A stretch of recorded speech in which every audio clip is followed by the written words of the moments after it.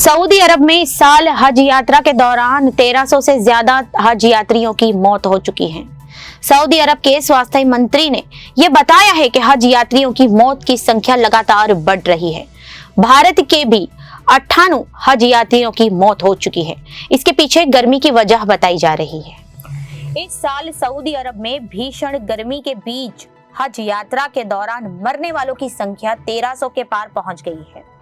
Saudi अरब के स्वास्थ्य मंत्री ने यह जानकारी दी है।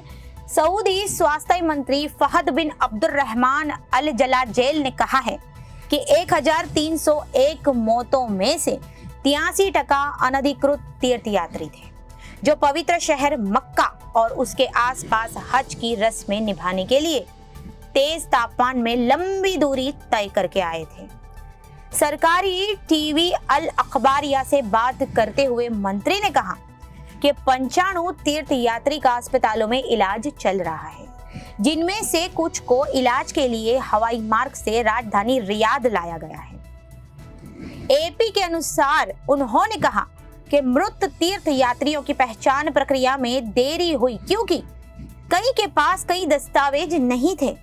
उन्होंने बताया कि मृतकों को मक्का में दफनाया गया है, लेकिन इस बारे में कई विस्तृत जानकारी नहीं दी।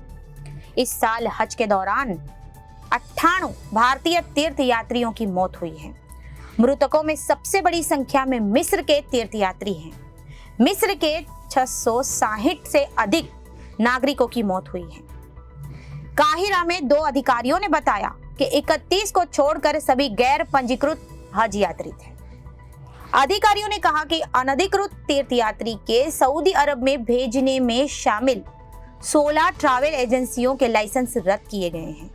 मिस्र में स्थानीय एजेंट आर्थिक रूप से कमजोर लोगों को खर्च बचाने का लालच देकर टूरिस्ट वीजा पर हज करने सऊदी अरब भेजे जाते हैं।